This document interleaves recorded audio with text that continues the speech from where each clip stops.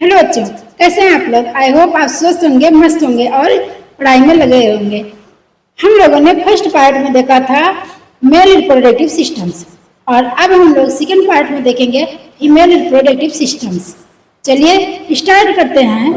तो सबसे पहले हम देखेंगे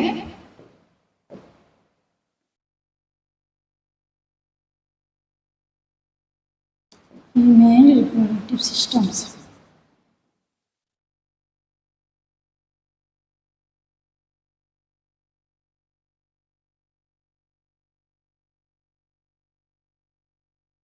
यानी अगर हम हिंदी में देखें तो मादा जनन तंत्र। मादा जनन तंत्र, मादा जनन तंत्र स्थित कहाँ होती है? तो पेल्विस क्षेत्र में। कहाँ होती है? Pelvis area. पेल्विस एरिया को हम बोलते हैं श्रोणि क्षेत्र। ठीक,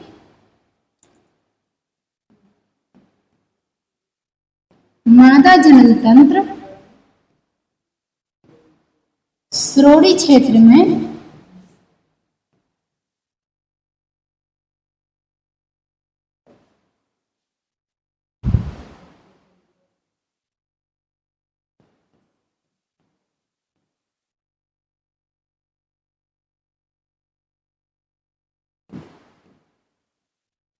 स्थित होती है। श्रोणि क्षेत्र में स्थित होती है। अब आप कहोगे कि मैम जी ये पेल्विस एरिया है क्या? तो पेल्विस एरिया की अगर हम बातें करें या श्रोणि क्षेत्र की, तो जो लेडी होती है या लेडी या ह्यूमन मतलब, ठीक, इसमें बॉयज और लड़कियां यानी इनमें हम सबको देख लेते हैं।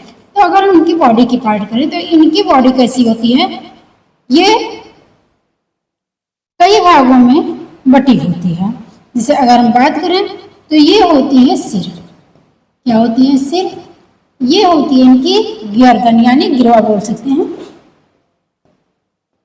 गिरवा। और ये इनका पार्ट होता है वक्ष। और ये जो होती है ये होती है उदर। और जो ये पार्ट होता है जहां से टांगें जुड़ी होती हैं वहां से हम क्या बोल सकते हैं कि ये एरिया है श्रोणि क्षेत्र। श्रोणि क्षेत्र। तो यहीं से क्या होती है, यहीं जो यहाँ का पार्ट होता है, यहीं जो ये है ये जनन तंत्र यहीं स्थित होते हैं।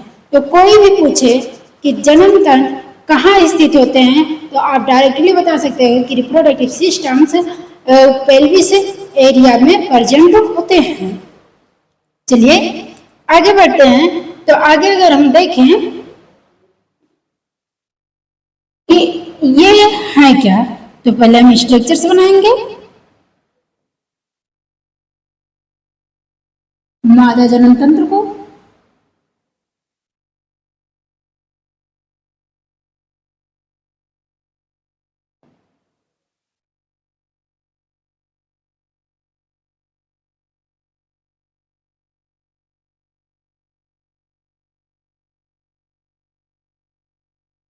अब अगर हम इसमें देखें फिगर कैसा बना हुआ है, फिगर टेढ़ा मेढ़ा तो नहीं हो गया?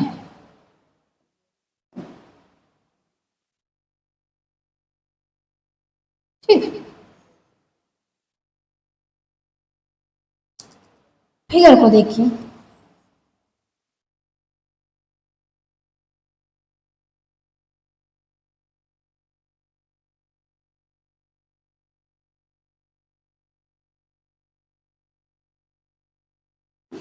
फिगर को अब देखिए, इसमें अगर हम बातें करें कि इन सिस्टम में सबसे प्राइमरी ऑर्गन्स क्या होते हैं, सेकेंडरी ऑर्गन्स क्या होते हैं, तो सबसे पहले हम इसको देखेंगे। तो इसको हम देखें तो प्राइमरी ऑर्गन्स होते हैं आपके अंडाशय। एक जोड़ी क्या होती है? एक जोड़ी अंडाशय पाया जाता है। अंडाशय होता है जिसे हम क्या बोलते हैं, जिसे हम प्राइमरी यानी प्राथमिक, कलर चेंज करते हैं,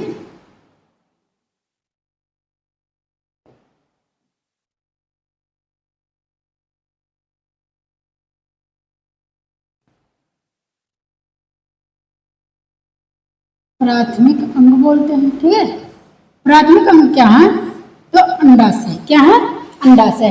अंडाशय में क्या बनते हैं? तो अंडाशय में बनते हैं अंडाणु। अंडाणु, अंडाणु के बनने की प्रक्रिया कहाँ होती है? तो अंडाशय में होती है। अंडाशय को इंग्लिश में बोल देते हैं ओवरी। क्या बोलते हैं? ओवरी बोलते हैं। ओवरी बोलते हैं। तो एक जोड़ी क्या पाई जाती है? एक जोड़ी अंडाशय होती है। उसके बाद अगर अंडाशय के अपर में हम आकर देखें तो अंडाशय के अपर भाग जो ये होती है ये, और फिर इसको हम देखें पहले ये क्या है। इधर लिखने से अच्छा है हम इधर ही लिख लें। ठीक, इधर ज़्यादा बेटर रहेगा। इधर समझिए, जो ये स्ट्रक्चर्स है, फिंगर्स जैसे स्ट्रक्चर्स हैं, इन्हें हम क्या बोलते हैं? फिंगरी।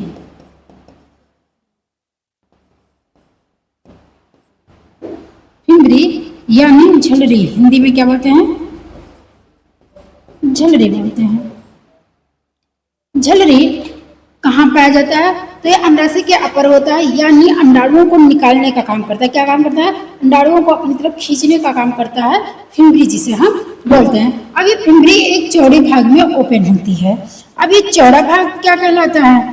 तो ये चौड़ा भाग जो ये पार्ट है ये एक कीप जैसी संरचना में ओपन होता है, जिसे हम बोलते हैं कीपक। क्या बोलते हैं? कीपक। कीपक यानी इनफेंडिबुलम। इनफेंडिबुलम बोलते हैं, इनफेंडिबुलम। और फिर यह इनफेंडिबुलम आगे ओपन होती है एक चौड़े से पार्ट में। ये चौड़ा सा पार्ट है जिसे हम क्या बोलते हैं? तुम्बिका, यानी एम्पुला। और उसके आगे जाकर एम्पुला ओपन होती है एक संकीर्ण पथ, जिसे हम क्या बोलते हैं? जिसे हम बोलते हैं स्थनस। स्थनस। इतनी चीजें हमने देख ली। अब हम देखेंगे यूट्रस। ओके, तो जो ये पार्ट है, ठीक, इसे हम क्या बोलते हैं? यूट्रस। यूट्रस बोलते हैं। यूट्रस के बॉडी की अगर हम बातें करें तो यूट्रस, पहले हम इसको लिखते हैं गर्भाशय। और गर्भाशय को अगर हम डिवाइड करें तो ये 3 भागों में होती है। ये अपर पार्ट को हम क्या बोलते हैं? फंडस। क्या बोलते हैं? कलर चेंज कर दूं, दिक्कत ना हो आपको। फंडस। और जो ये बीच का है इसको हम क्या बोलते हैं? इसे हम बोलते हैं बॉडी। क्या बोलते हैं? बॉडी। और ये बॉडी नीचे एक नलिका जैसी स्वरूप में ओपन होती है, जिसे हम बोलते हैं सर्विक्स। क्या बोलते हैं? सर्विक्स। सर्विक्स यानी गिरवानाल।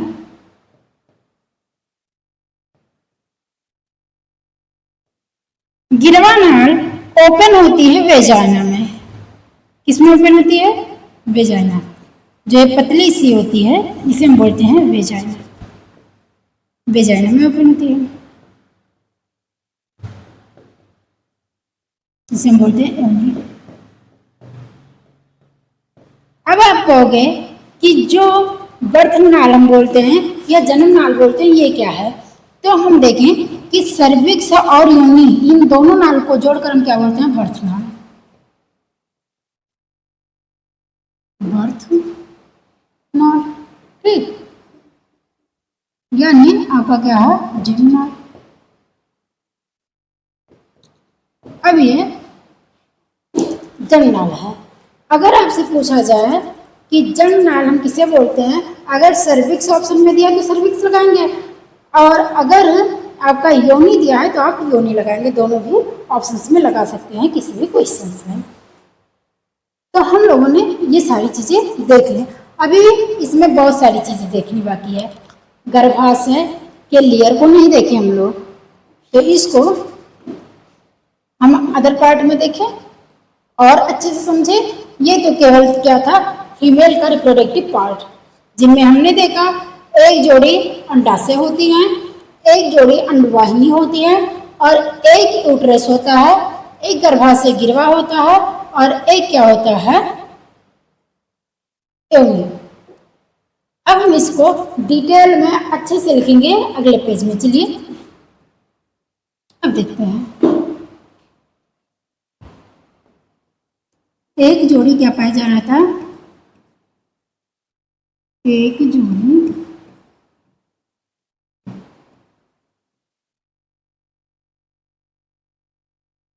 अंडाशय,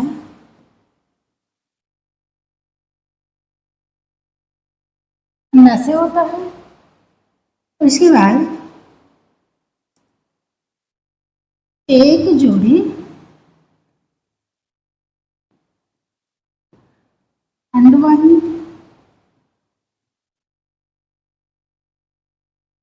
अंडवाहिनी को हम फैलोपियन ट्यूब भी बोलते हैं।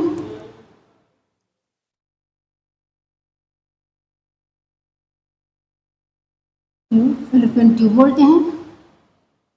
और फैलोपियन ट्यूब 3 भागों में डिवाइड होती है। फैलोपियन ट्यूब कितने भागों में डिवाइड होती है? 3 भागों में। कौन कौन से?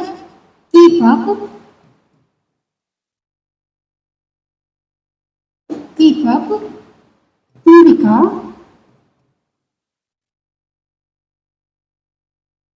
और इस्थमस। में उसके बाद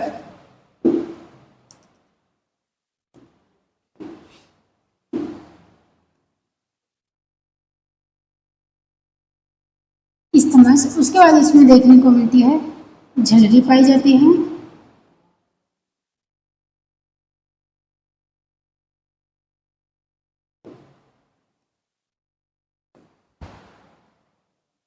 उसके बाद अगर हम देखें तो इनमें क्या पाई जाती है? एक यूट्रस होता है, एक गर्भाशय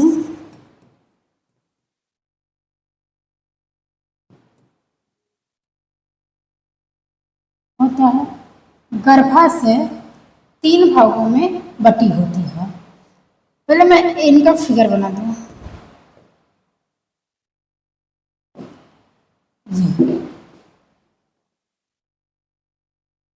इससे आपको और अच्छे से समझ में आएगा,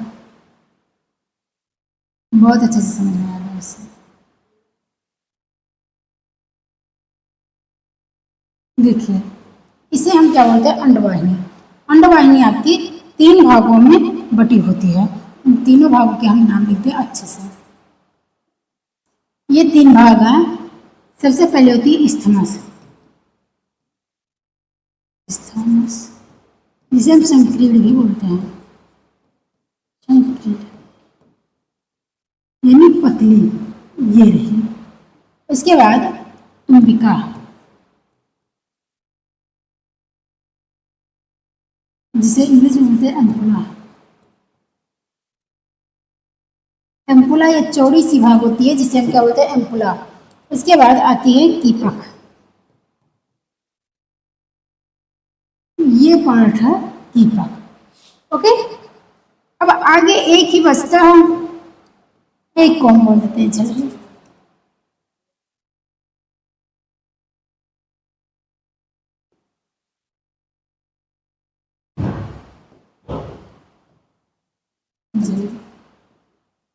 आगे समझ में कि जो हमने देखा एक जोड़ी अंडवाहिनी होती है, तो एक जोड़ी का मतलब एक इधर पाई जाएंगी बाएं तरफ और एक दाएं तरफ होती है। अंडवाहिनी का काम होता है कि अंडाशय को यूट्रस से जोड़ने का ये काम करता है। यूं नहीं, अगर ये ना हो तो अंडाणु जाएंगे किस रास्ते से? तो अंडाणु को ले जाने का काम करता है। तो अंडवाहिनी काम करती है कि अंडाशय और यूट्रस को जोड़ती है। कितने भागों में होती है? 3 भागों में होती है, इस्थमस, तुम्बिका, कीपक या कीपक, तुम्बिका, इस्थमस, आप ये भी कह सकते हैं। इसके बाद अंडाशय, ये हमेशा ध्यान रखना कि जो ये अंडाशय है ये आपका क्या है? प्राइमरी ऑर्गन है। क्या है? प्राइमरी यानी प्राथमिक, यही है प्राथमिक अंग। उसके बाद ये सब तो आपके क्या है? सहायक। क्या है? सहायक। ओके, अब हम देख रहे हैं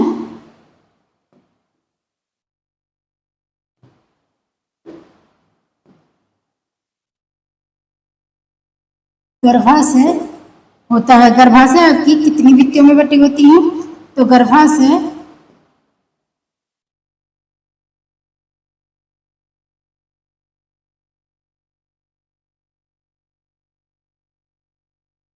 गर्भाशय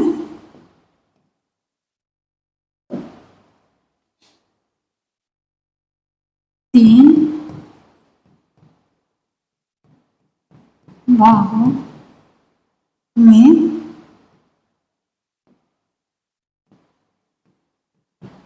बटी होती है।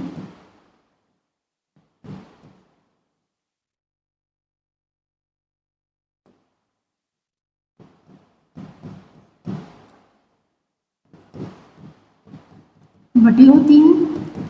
अब 3 भाग कौन कौन से हैं? चलिए देख लेते हैं। पहले गर्भाशय का स्ट्रक्चर सुना।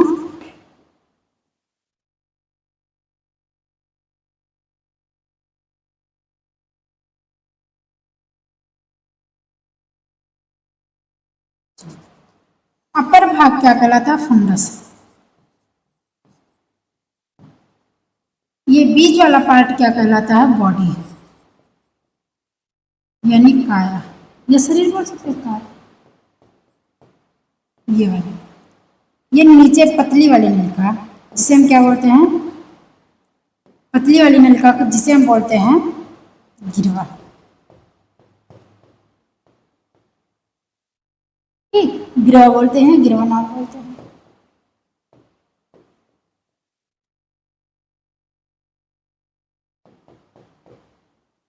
सर्विक्ष। ओके, आगे बढ़ें।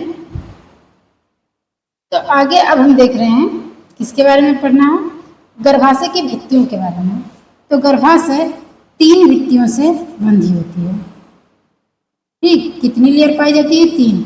जो बाहर होती है इसे हम क्या बोलते हैं? इसे बोलते हैं हम बाह्य परत। उसके बाद बाह्य परत के नीचे आती है अंतः परत। ये क्या है? ये अंतः परत है, इसे बोलते हैं अंतः परत।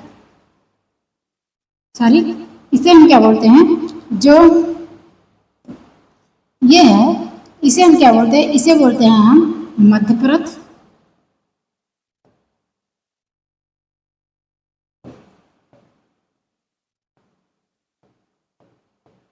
यानी मायो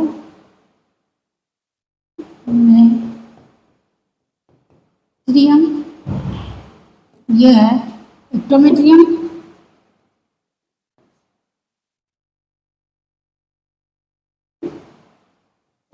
इसके बाद सबसे आंतरिक होती है जिसे हम बोलते हैं अंतःभित्ति। क्या बोलते हैं?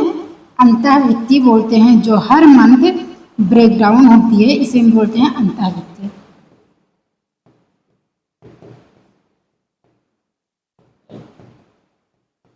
इंग्लिश होगा इसका एंडोमेट्रियम।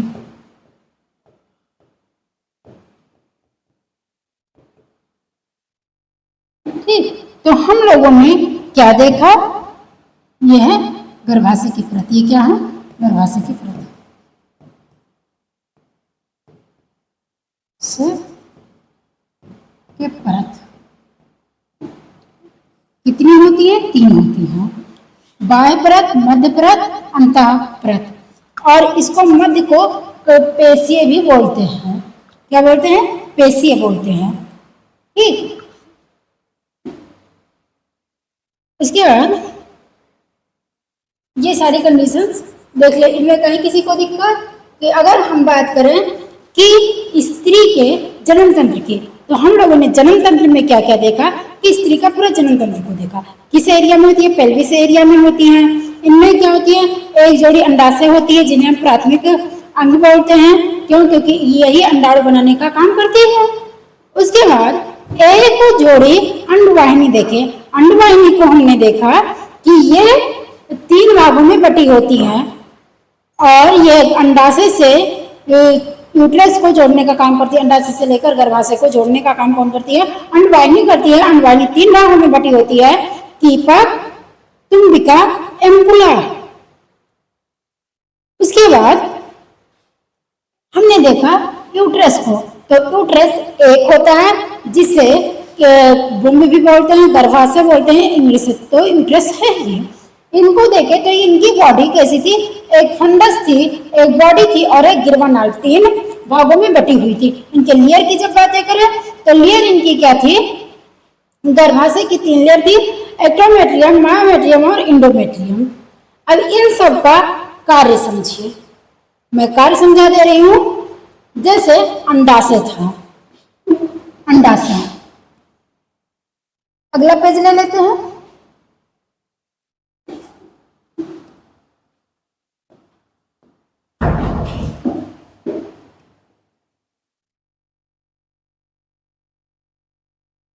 ओवरी।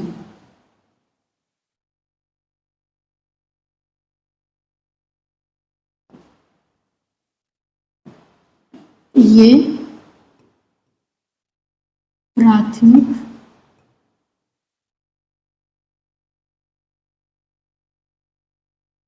अंग है। ये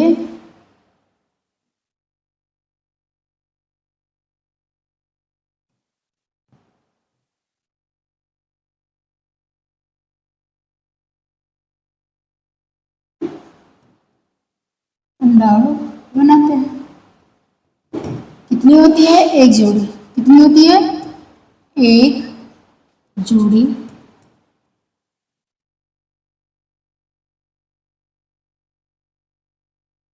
होती है। उसके बाद अंडाशय के बाद क्या आता है? झिल्ली।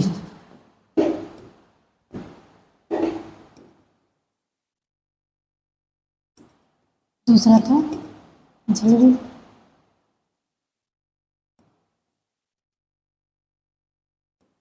जिसे हम बोलते थे फ्यूरी।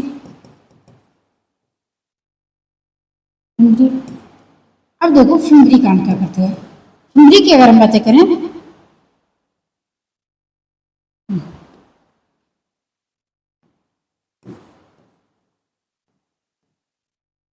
ये अंडाशय से अंडाणु को अपनी तरफ खींचने का काम करता था।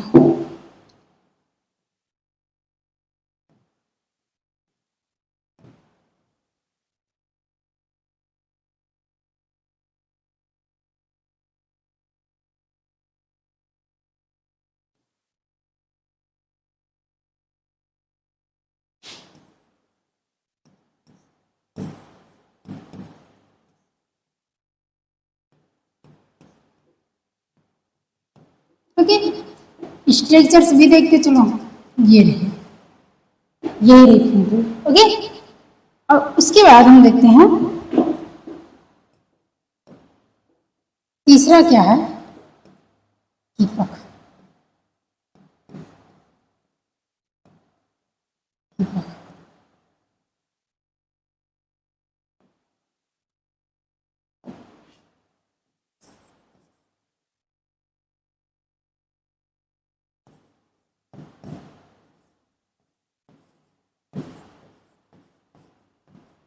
कीप जैसी संरचना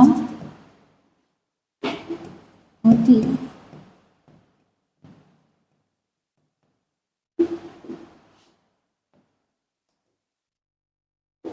चौथा आता है तुम्बिका।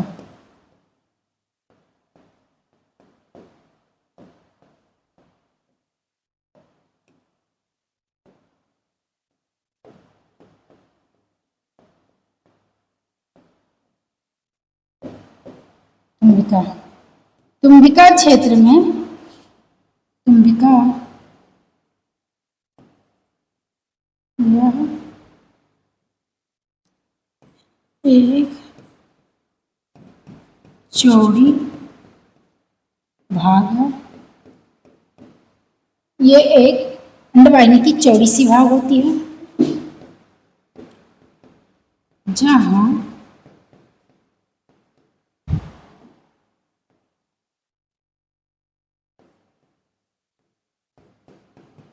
अंडाणु आके रुकता है और निषेचन भी यही होती है। और निषेचन नहीं होता है। अगर बात करें कि है ये कौन सा भाई, कौन सा पार्ट है, तो जो ये ऐसे कीपक रहती है, ये चौड़ी सी भाग, ये ऊपर तो फिमरी लगी है, लेकिन जो इसके बाद एक ऐसे चौड़ी सी संरचना होती है ना ऐसे, तो इस चौड़ी सी संरचना को हम क्या बोल देते हैं, तुम्बिका बोलते हैं। अब आगे है पांचवा है इस्थमस। इस्थमस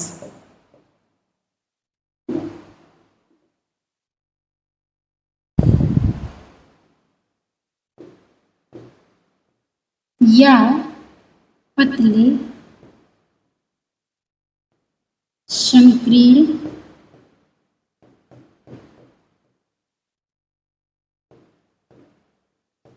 पथ है जो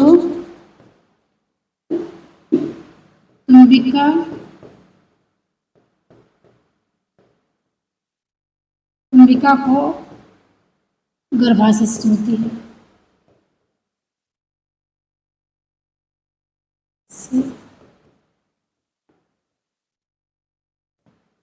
जोड़ती है। इतना समझ में आया? लिख लीजिए। अब आप इसको लिखिए, तब तक मैं इसको समझा देती हूँ। जैसे ये क्या है, अंडाशय। अंडाशय प्राथमिक अंग है। अंडाशय को हम क्या मानते हैं, अंडाशय को हम प्राथमिक अंग मानते हैं। अब ये अंडाशय है,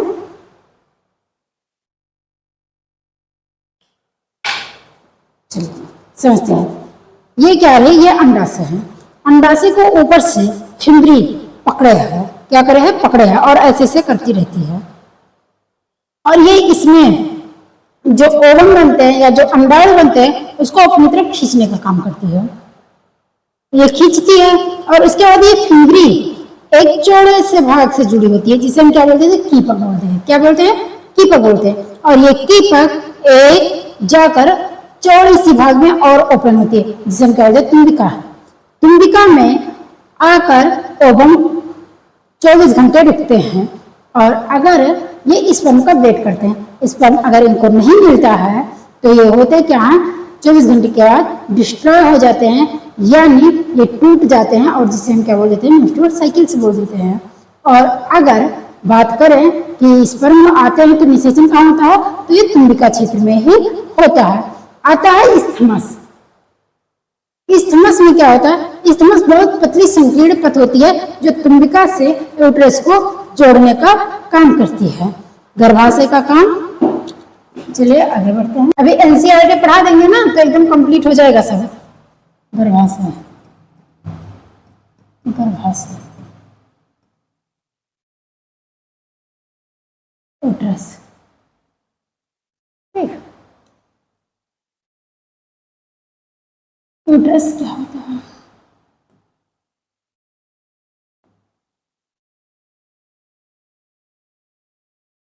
स्त्री के अंदर एक जोड़ी इस एक गर्भाशय होता है। क्या होता है? एक गर्भाशय, या इसको हम भ्रूण भी बोल लेते हैं, भ्रूण। और इसको और बोलते हैं बच्चेदानी।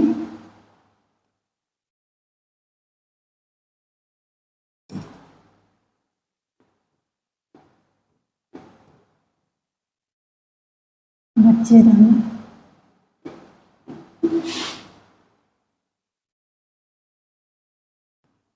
कहते हैं।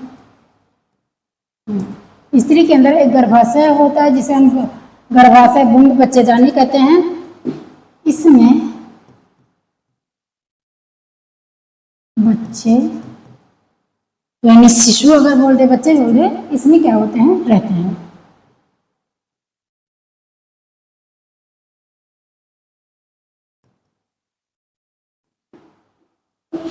इनके 3 लेयर थे, तीनों लेयर के नाम देख लो। 3 लेयर।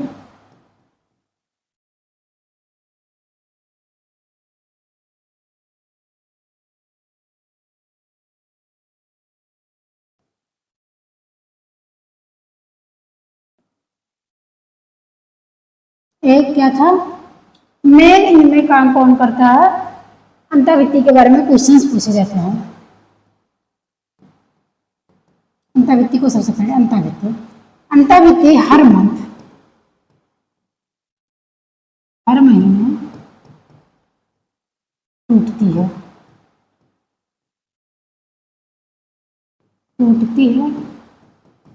बनती भी है, ऐसा नहीं कि टूटती है तो फिर बनती नहीं, बनती भी है, टूटती बनती है। किसके दौरान? तो जब ये मेंस्ट्रुअल साइकिल आते हैं उसके दौरान। गर्भाशय की जो मध्य परत होती है, मध्य परत लिखते हैं।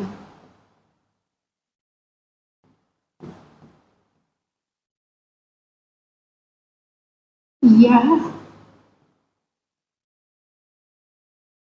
वर्षों के दौरान इनमें संकुचन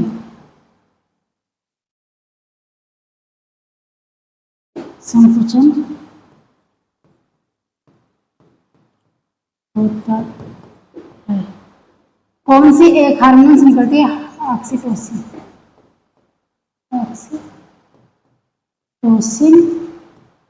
हार्मोन्स की वजह से।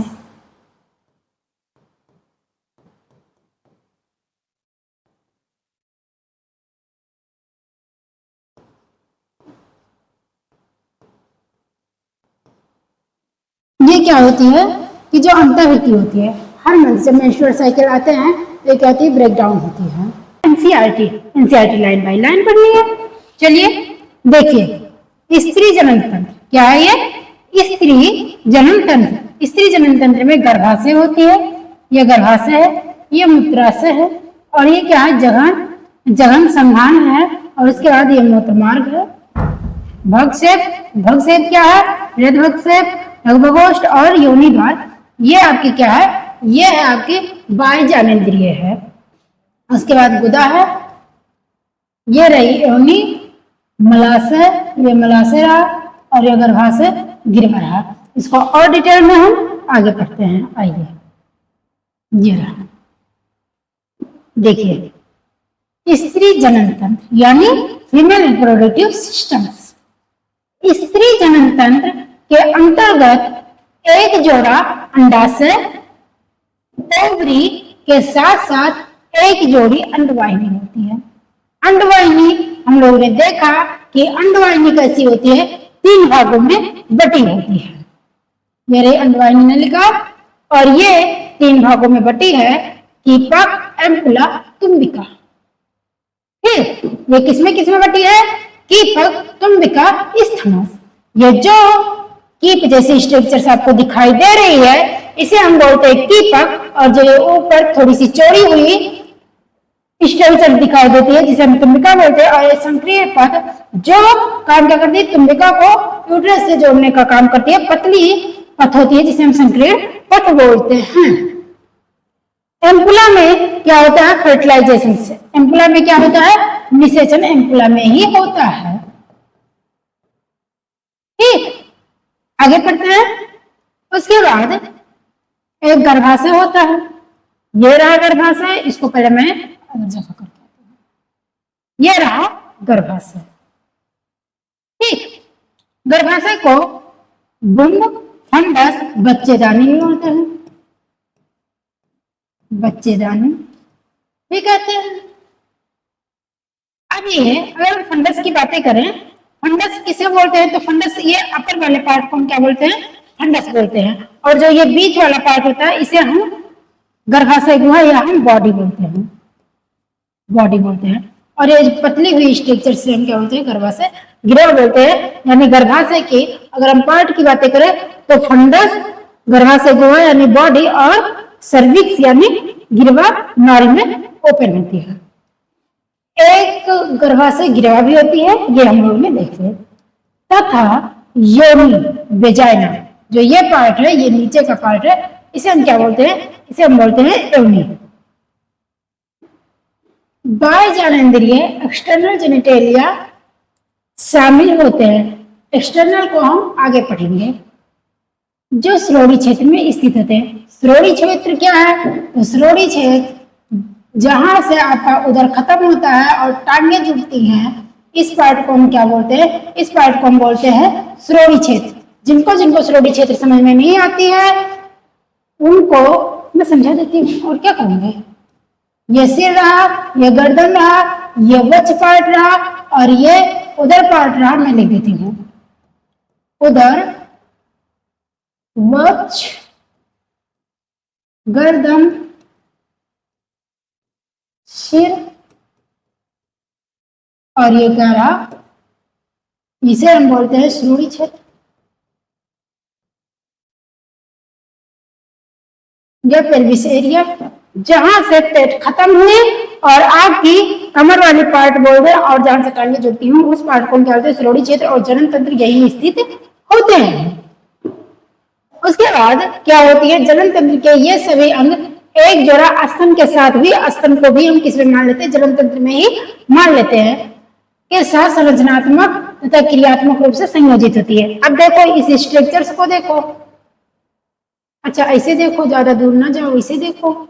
तो इसमें देखे कि एक गर्भाशय, गर्भाशय के 3 पार्ट, फंडस, बॉडी और गर्भाशय गिरवा। उसके बाद एक जोड़ी अंडवाहिनी देखे, अंडवाहिनी के 3 पार्ट, इस्थमस, कुंभिका, कीपक।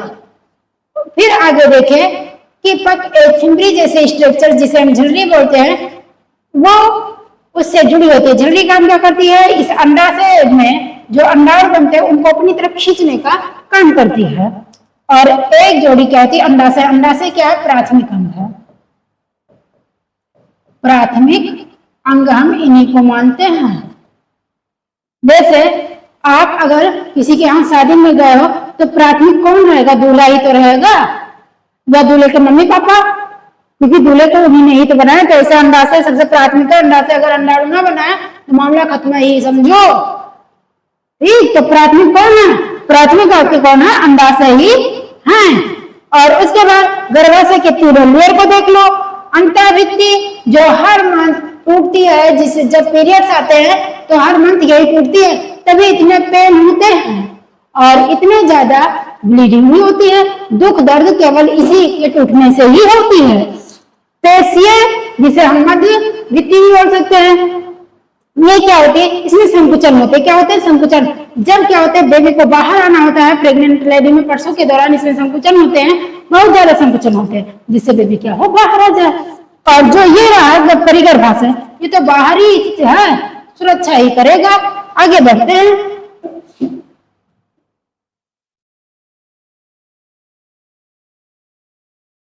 जिसके फलस्वरूप अंडोत्सर्ग, ओव्यूलेशन, निषेचन, सागरता, प्रेगनेंसी, शिशु जन्म तथा शिशु की देखभाल की प्रक्रियाओं में सहायता मिलती है। इतनी सारी चीजें होती है। अंडाशय स्त्री के प्राथमिक लैंगिक अंग है। हमेशा ध्यान रखना आप लोग, क्योंकि जैसे वृषण पुरुषों में लैंगिक अंग थे, ऐसे गर्भाशय इसमें क्या है? प्राथमिक अंग है जो स्त्री युग्मक, अंडाणु, ओवम और कई स्टेरॉइड हार्मोन्स जैसे प्रोजेस्टेरॉन वगैरह, एस्ट्रोजन यही बनाते हैं, अंडाशय हार्मोन्स उत्पन्न करते हैं। उदर के निचले भाग के दोनों ओर एक एक अंडाशय स्थित होती है। जैसे अगर हम देखें तो ये उदर के नीचे पेल्विस एरिया बना देती हूँ, पेल्विस एरिया, ठीक, चलो ये है पेल्विस एरिया। इस पेल्विस एरिया में एक दाहिने और एक बाएं क्या होती है, गर्भाशय होती है, और ये अंडाशय रहे। हर मंथ में एक ही तरफ से, अगर अप्रैल चल रहा है ना, अप्रैल में किसी लड़की को किससे बाएं तरफ से एक ओवम निकल कर आया है तो मई में दाएं तरफ से आएंगे, यानी आप पता नहीं लगा पाओगे कि किधर से आ रहा है। जैसे हमसे बच्चियां बोलती है, दीदी कैसे मैं पता लगा पाऊंगी कि किस तरफ से आ रहे हैं, तो ये पता लगाने की जरूरत नहीं, वो खुद ही जानता है कि मुझे अब किधर से निकलना है। तो एक मंथ में एक ही तरफ से निकलता है। प्रत्येक अंडाशय की लंबाई 2 से 4 सेंटीमीटर होती है, यानी अंडाशय की लंबाई कितनी होती है, जो ये अंडाशय है ना, इसकी लंबाई 4 से 5, ध्यान रखना सेंटीमीटर होती है, मीटर में मत कर देना, सेंटीमीटर होती है। और यह श्रोणि भित्ति तथा गर्भाशय से स्नायु लिगामेंट द्वारा जुड़ी होती है, जो ये एक लिगामेंट से क्या होती है, जुड़ी होती है। प्रत्येक अंडाशय एक पतली उपकला एपिथेलियम से ढकी होती है। अंडाशय किससे ढकी होती है, पतली क्या है, एपिथेलियम, एपिथेलियम से ढकी होती है। उसके बाद जो कि अंडाशय पीठ का ओवियन स्ट्रोमा से जुड़ा होता है, या पीठ का 2 क्षेत्रों में, एक परिधीय वेलकुट और एक आंतरिक मध्यांश मेडुला में विभक्त होता है। अंडवाहिनी देख लीजिए, अंडवाहिनी, डिंबवाहिनी, नलिका, फैलोपियन नलिका, गर्भाशय तथा योनि मिलकर स्त्री की सहायक नलिकाएं बनाती हैं। अब आप अंडवाहिनी, अंडवाहिनी को डिंबवाहिनी भी बोलते हैं, फैलोपियन नलिका भी बोलते हैं। यह नहीं कि फैलोपियन नलिका क्या है, डिंबवाहिनी क्या है, क्योंकि क्वेश्चन से डिंबवाहिनी भी करके पूछ सकता है और ये फैलोपियन ट्यूब भी लिखकर पूछ सकता है, अंडवाहिनी भी लिखकर पूछ सकता है। तो ध्यान रखना, गर्भाशय तथा योनि मिलकर स्त्री की सहायक नलिकाएं बनाती हैं। प्राथमिक कौन थी, मेन मुखिया आपकी अंडाशय थी, बाकी तो सब वो आपको सब सहायता करते हैं शादी में। ऐसे ही इनको भी मान लो, ये सब क्या है, ये इनकी सहायक होती है, स्त्री की सहायक नलिकाएं बनाती हैं। प्रत्येक डिंबवाहिनी नली लगभग 10 से 12 सेंटीमीटर, जो अंडवाहिनी है, अंडवाहिनी 10 से 12 सेंटीमीटर होती है, 3 भागों में बटी होती है। स्थमस देख ही लेते हैं, लिखने की कोई जरूरत नहीं, फिर भी लिख दूंगा कि कहीं दिक्कत ना हो। तुम बिका और क्या थे, दीपक। अब आगे बढ़ते हैं। सेंटीमीटर लंबी होती है, जो प्रत्येक अंडाशय की परिधि से चलकर गर्भाशय तक जाती है। अंडाशय के ठीक पास डिंबवाहिनी का हिस्सा कीपक के आकार का होता है, जो हम लोग देखे थे ना, ये ऐसे कीपक वाली आकार, तो इसे क्या बोल दिए, कीपक।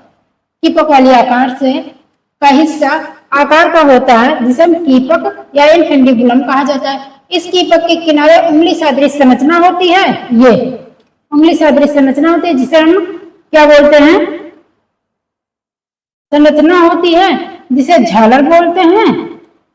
अंडोत्सर्ग के दौरान अंडाशय से उत्सर्जित अंडाणु को संग्रह करने का काम कौन करता है, झालर ही करता है। कीपक आगे चलकर, तुम पीछे चलो, कीपक आगे आ रहा है, कीपक को आगे आने दीजिए, इसको कुछ देर के लिए यहाँ रख देते हैं। देखो, कीपक आगे चलकर अंडवाहिनी के एक चौड़े भाग में खुलता है, जिसे हम क्या बोलते हैं, तुम्बिका बोलते हैं। तुम्बिका अंडवाहिनी का अंतिम भाग यही रो भाई। चलो थोड़ा सा ऊपर कर लेते हैं, इतना तो पढ़ ही चुके हो ना सर। आगे पढ़ते हैं। ये अंडाशय का, अंडवाहिनी का अंतिम भाग संकीर्ण पथ, जिसे हम क्या बोलते हैं, स्थमस में एक संकरी अवकाशिका ल्यूमेन होती है, जो गर्भाशय को जोड़ती है। गर्भाशय को और तुम्बिका से जोड़ने का काम कौन करती है? स्तनास पतली सी होती है। ओके, गर्भाशय केवल एक होता है, इसे बच्चेदानी बुंग भी कहते हैं। गर्भाशय का आकार उल्टे नाशपाती के जैसा होता है या श्रोणि भित्ति से स्नायु द्वारा क्या होती है? जुड़ी होती है। गर्भाशय एक पतली गिरवा द्वारा योनि में खुलती है।